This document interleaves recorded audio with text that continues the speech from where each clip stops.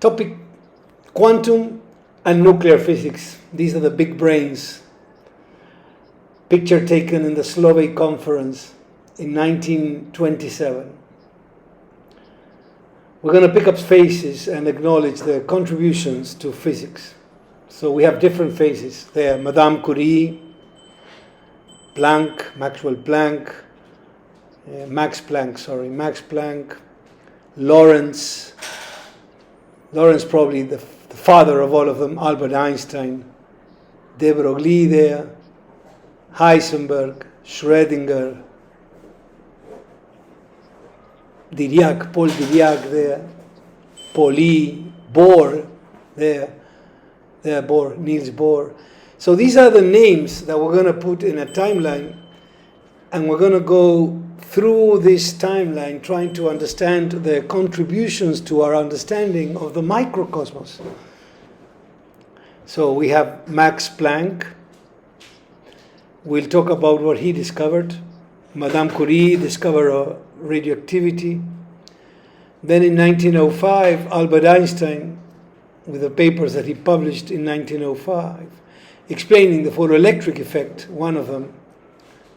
And then Bohr contributed to the atomic model there.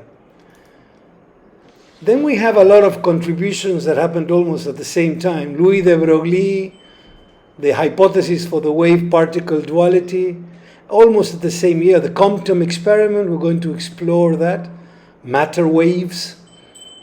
Yeah. Nobel Prizes, all of these scientists. Pauli with the exclusion principle.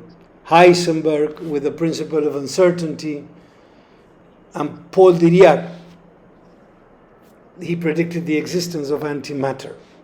Only in 20 years we understood nature in a way that was totally unexpected before. This is the history of quantum weirdness. Max Planck was experimenting the black body radiation, energy that comes from bodies, and he was looking at the wavelength emitted by these bodies. So this is an experiment, energy, heat coming out from a body, and with sensors you detect the wavelength and the intensity of the radiation. There was something strange in the experiment. Certain wavelengths fell down. It was expected to be an exponential curve, so he introduced the hypothesis that energy should be quantized. That was a hypothesis, just a guess. Nobody took it very seriously, but it gave the shape of the graph that he obtained experimentally. And that constant is called Planck's constant. Yeah. So this was for the first time, the hypothesis that energy was not continuous. Energy was made of quantums. And Albert Einstein took this hypothesis very seriously. In those days, we had this idea that particles are occupying a well-defined place in space.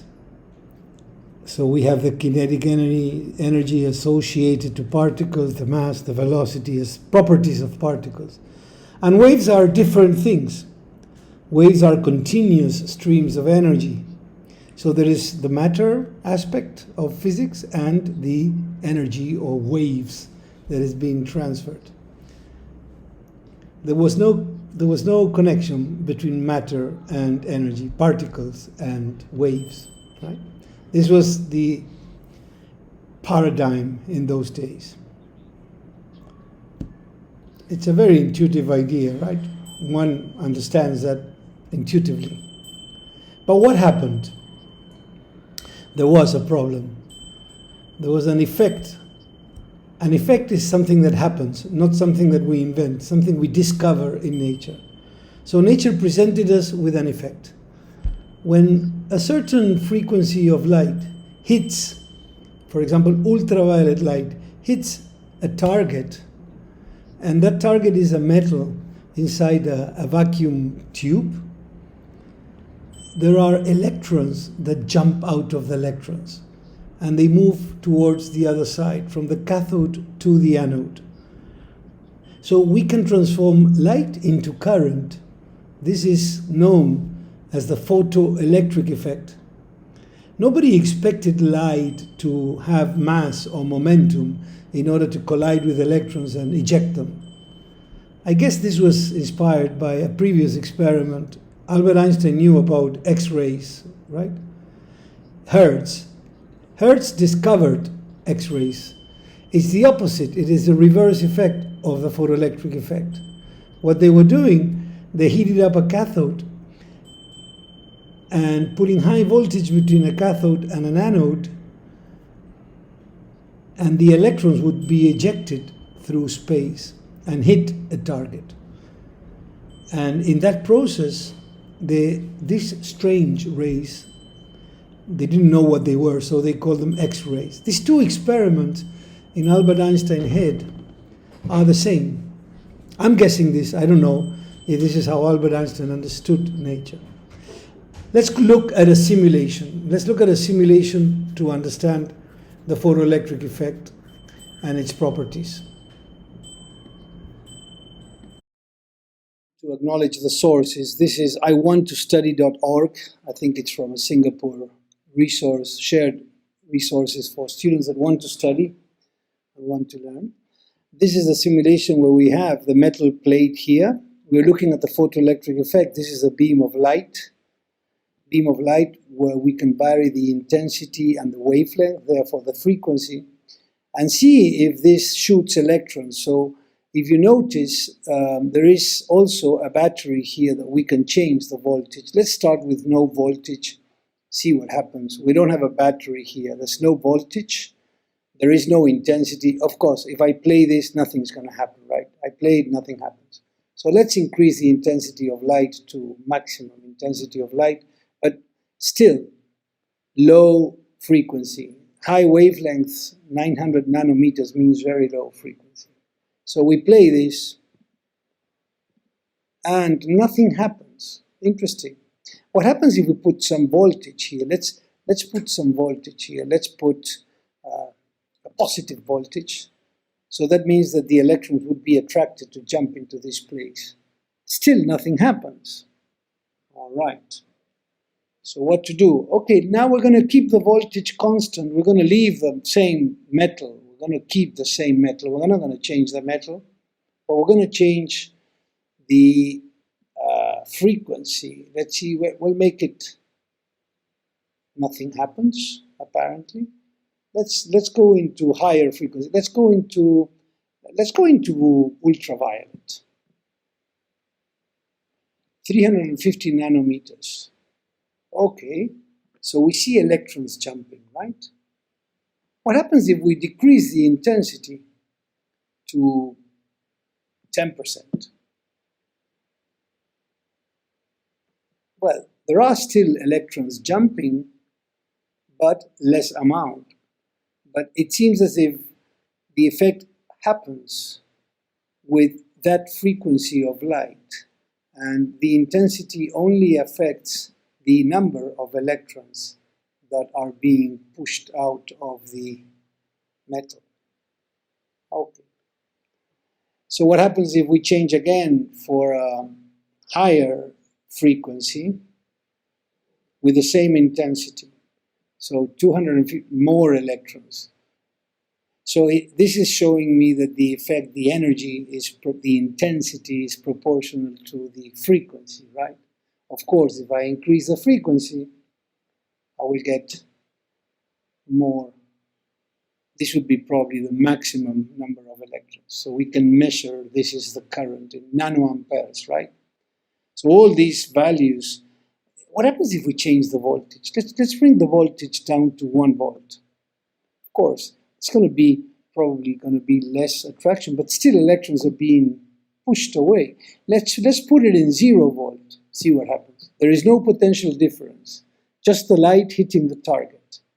Oh, so it wasn't the electric field that was pushing them, it was the momentum carried by these photons of ultraviolet light that is creating the photoelectric effect. So that is the first thing to consider. Of course, if you change the metal, for example, if we put platinum with the same intensity and the same wavelength, what happens? Almost nothing. We leave it with no voltage. Let's put let's put gold. We change the surface of the metal and we keep the same wavelength. And we don't have any voltage here. Nothing happens, right? Let's see what happens if we add some voltage, if we help the electrons to push them out of gold. Well, gold doesn't seem to emit a lot of photoelectrons, right? What happens with iron? Oh, iron is more willing to emit. So there is something about the nature of the atom that means there is something that is telling us how much energy is needed to bring the atoms out of the surface of that metal, and that's called the work function that we're going to learn. So by changing the surface, let's do something else. Let's put 0 volts again. Let's leave it with iron. It needs some help, but no, it goes all the same. High frequency electrons. There is a current of 68.33 nanoamp meters. Look at the precision of these predictions, right? These models work with great accuracy. What happens if we change for magnesium? Even more similar current, right?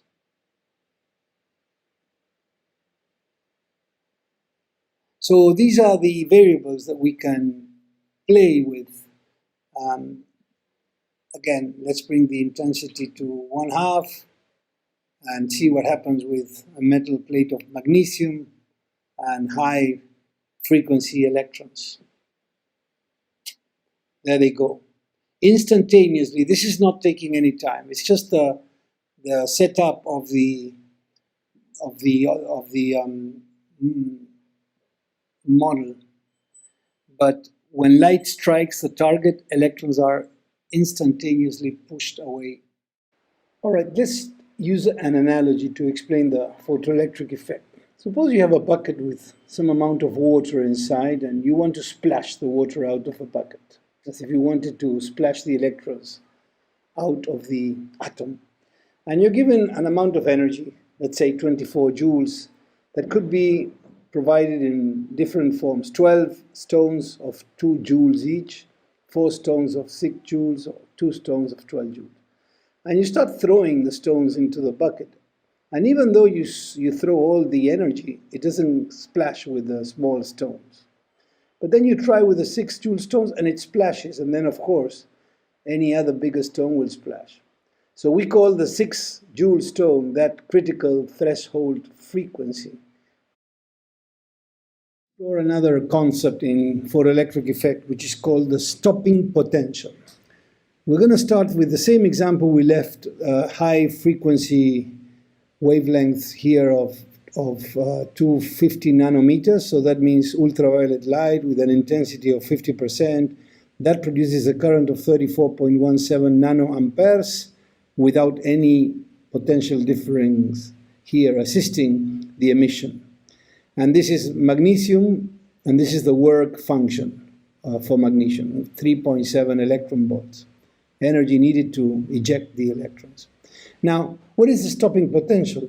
Let's change the voltage here, but let's give them a negative voltage. So what we're doing here, for example, if we put minus 0.5 volts, what we're doing is we are creating a field that goes in the opposite direction of the electrons, right?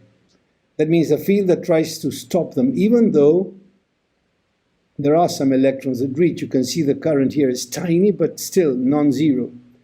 So that means that we're not able to stop the electrons yet with this negative voltage. So let's look at a bigger negative voltage. And again, almost zero, but not yet zero, right? This is the current that the model predicts. A tiny current, so it's almost as if it was stopping. Our next potential difference could be 1.5, and there we see that definitely will stop the electrons from reaching the anode. And we call the minimum voltage required to stop the electrons. We call it the stopping voltage. And we're going to see how this looks in a graph.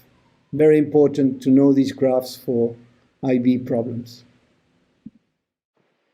So this graph of stopping potential against frequency is crucial for electric effect. We've seen that when we adjust the voltage, when there is no current, we got a critical voltage that is known as stopping voltage. And Vs is what we call it. If we multiply it by the charge of an electron, we have the amount of energy that the electrons have as kinetic energy.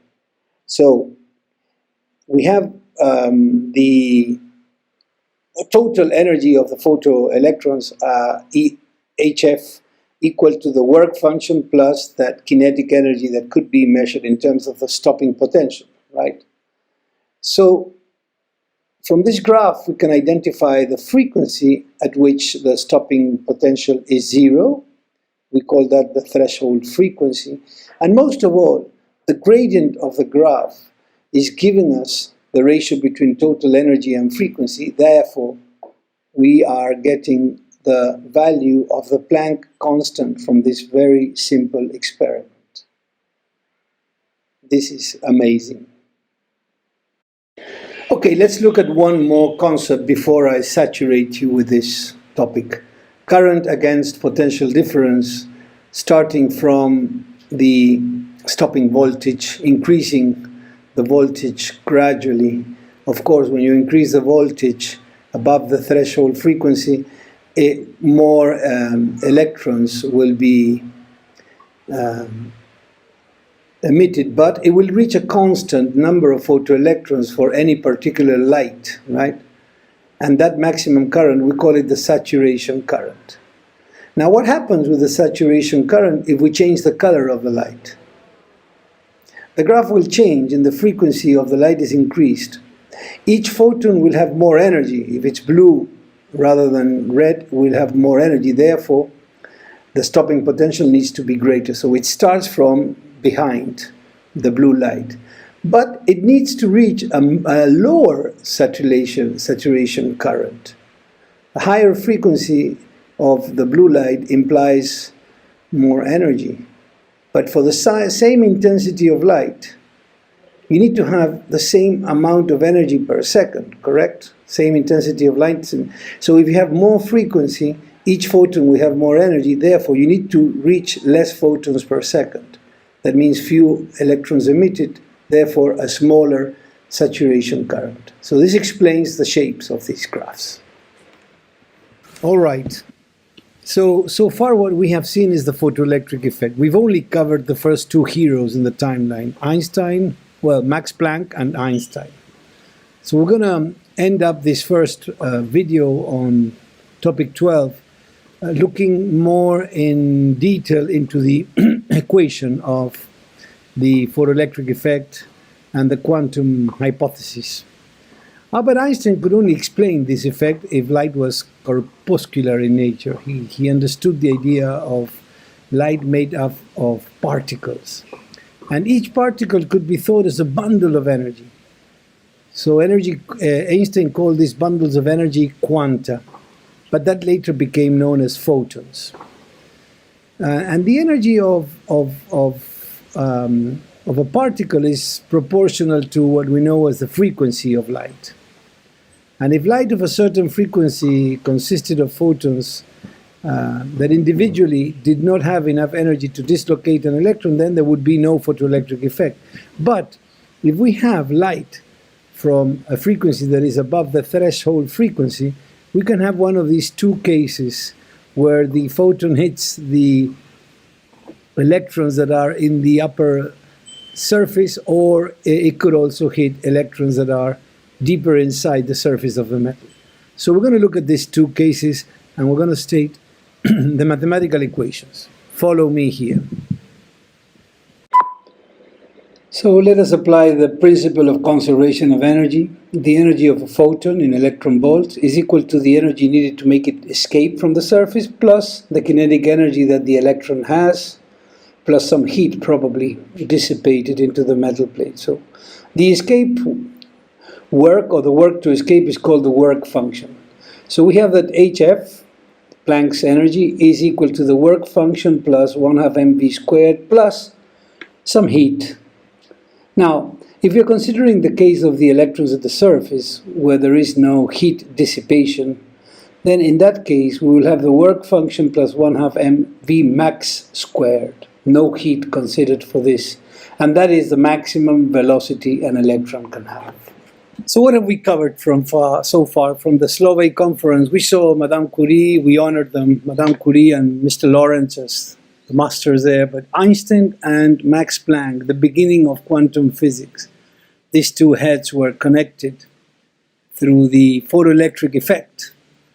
And in this timeline, so we've only explored the first few years, only 5 years, from Max Planck's to famous Einstein's published paper in 1905. Then, as we saw before, Niels Bohr came to explain a model.